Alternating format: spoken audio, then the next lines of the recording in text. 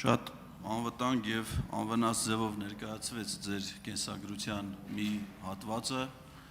հետո մենք պարոն Մանուկյանի շնորհիվ ունեցանք նաեւ դրա ավելի թարմացված տարբերակը եւ այդ կենսագրության մեջ կար, որ դուք մի քանի անգամ մի քանի գումարումների ազգային ժողովի падգամավոր եք ընտրվել,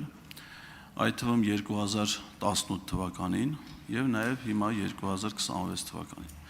Ես օրինակ չեմ հարցնում, թե դուք ինչ զգացողություններ եք ունեցել 2018 թվականին ընտրություններից հետո, որովհետև վստահ եմ եղել, որ համոզված եք եղել, որ մարդիկ գնացել են, քվեարկել են ելք դաշինքի օգտին, որովհետև այն ժամանակվա հասարակական տրամադրությունները ոնց որ հուշում էին, որ կարար նման բան լիներ այդ պահին։ Ինձ հետաքրքիր է, թե դուք ինչ զգացողություններ եք ունեցել 2026 թվականի հունիսի 7-ի լույս 8-ի գիշերը, երբ որ գիշերը ժամը 2-ին падգամավորի տեխնացու Նիկոլ Փաշինյանը թիմակիցների հետ շատ անտրամադիր, ես նայում եմ հիմա այդ լուսանկարը, կադրում դուք չկաք, բայց վստահ եմ, որ դուք ընդեղ եք եղել, Ընդեղ էի, կողքից ուղղակի։ Հա, վստահ եմ, որ ընդեղ եղած կլինեք, որովհետև հնարավոր չէ ընդեղ չլինեք, բայց ով որ կա շատ տխուր, թախծոտ, տես մի տեսակ ճլորած, եւ չեմ կարծում, որ դա միայն գիշերվա ու ժամով է պայմանավորված, բայց ասենք պարզա, որովհետև ընդհանրապես ամփոփվել այդ պահին ընտրությունների արդյունքներին մոտ, եթե չեմ սխալվում 20 թե 30%, հիմնականում փոքր գյուղական բնակավայրի դեռ չի ամփոփվել խոշոր քաղաքներ, այդ թվում Երևան, Գյումրի, Վանաձոր, որտեղ սոցհարցումներով դուք ակնհայտ ավելի թույլ էր ձեր դիրքերը, եւ համակարգ հռչակվում է այդ ուժը հաղթող։ Օրինակ ես ուզում եմ իմանամ այդ իշխանազավթման այդ պահին, այդ ձեր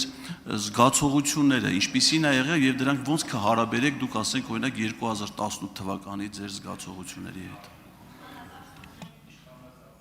Պարոն Ղազարյան, ես կարծում եմ, որ դուք այնուամենայնիվ նույնիսկ սովորական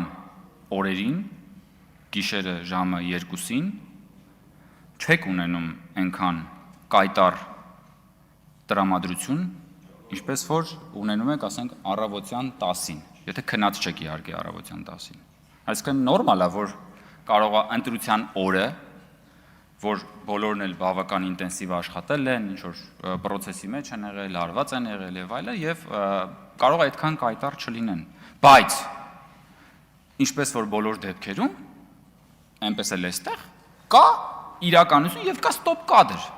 Հիմա պարոն Ղազարյան, դուք այս պահին ճլորած չեք։ Դուք ասում եք ճլորած բան, դուք ճլորած չեք ակնհայտորեն։ Եվ նաև ունեք նորմալ տրամադրություն, երբեմն կարող է նաև ժպտում եք։ Բայց եթե մենք վերցնենք ստոպ կադրեր ձեր այսօրվա ամբողջ ներկայությունից կամ ոչ միայն ձեր, իմ եւ մյուսների, հաստատ կլինի, ասենք,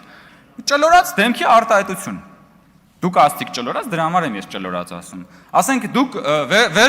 վերցրել էին բան, ստոպ կադրեր մարդկանց, ովքեր որ այդ պահին, ասենք, դե կանգնած խոսում են, ինչ որ իդեպ, հետո մեր գործընկերները հրապարակեցին ուրախ կադրերը։ Այդ նույն տեսանյութի մեջ կային նաև ուրախ կադրեր։ Հասկանում եք, պարոն Ղազարյան, դա կյանքն էլ է տենց։ Ֆոկուսի հարց է։ Նայած թե դուք ինչ եք ուզում տեսնել։ Եվ ինչի վրա եք ձեր ուշադրությունը դարձնում, դա էլ տեսնում եք։ Ինչ վերաբերում է պարոն Ղազարյան իշխանազավթմանը, ես այնուամենայնիվ ուզում եմ ձեզ հիշեցնել, պարոն Ղազարյան, որ դուք մասն եք եղել մի քաղաքական թիմի, քաղաքական թիմերի, որոնք որ Հայաստանի Հանրապետությունում ունեն իշխանազավթման ամենամեծ պորտֆոլիոն, որոնք որ կազմակերպել են, որոնց օրոք որ կազմակերպվել է հոկտեմբերի 27-ի ահաբեկչությունն ու տերորը, որոնց օրոք որ Երևանի փողոցներում գնդակահարվել են Հայաստանի Հանրապետության քաղաքացիներ, հետաքրքիր է իմանալ, պարոն Ղազարյան, դուք ինչ հոգեվիճակ ունեիք այն պահերին, երբ որ համագործակցում էիք այդ քաղաքական ուժերի հետ, եւ շատ լավ գիտեիք, որ նրանք պատասխանատու են եղել հոկտեմբերի 27-ի ահաբեկչության համար, շատ լավ գիտեիք, որ նրանց ձեռքերը արյունոտ է Հայաստանի Հանրապետության 10 քաղաքացիների արյունով, շատ լավ գիտեիք, որ նրանք զբաղվել են համակարգված թալանով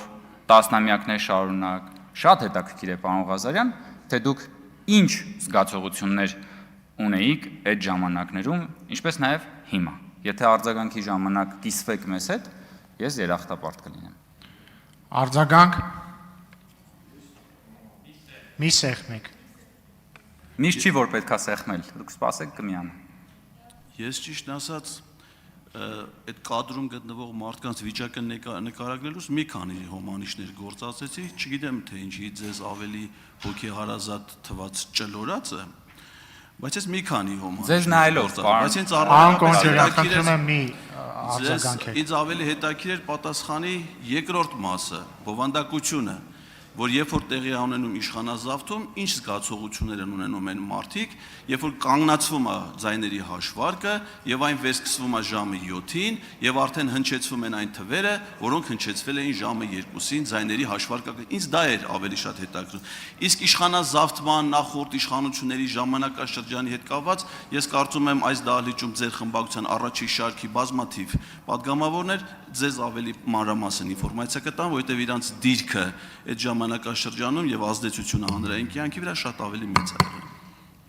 Պարոն Ղազարյան, ես նորից նշում եմ, որ եթե դուք վերցնեք, խնդրում եմ, վերցրեք այդ օրվա այդ ճեպազրույցի ասուլիսի ամբողջական տեսանյութը, նայեք եւ այդ տեսանյութը նայելուց հետո, եթե դուք իսկապես ազնիվ եւ անկեղծ գտնվեք, եկեք այդ նույն հարցը ինձ տվեք։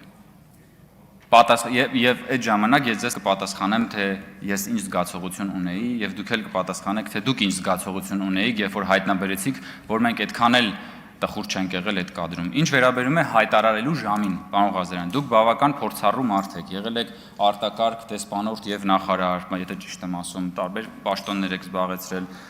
դաշնամուր եք նվագում, շատ ակտիվ գործիչ եք։ Դուք պիտի իմանաք, պարոն Ղազարյան, որ ընդհանրապես ընդունված է ամբողջ աշխարհում ընտրությունների գիշերը, նույնիսկ ավելի վաղ, հաշվի առնելով էքզիտ փոլերը, հաշվի առնելով արդեն եղած բավականաչափ շեմը ձայների հաշվարկի տոկոսային հարաբերությունը, բազմաթիվ ժողովրդավարական երկրներում արդեն քաղաքական ուժերը իրենց գրասենյակներում հայտարարում են ընտրության ընդհանուր պատկերը։ Դա նորություն չի։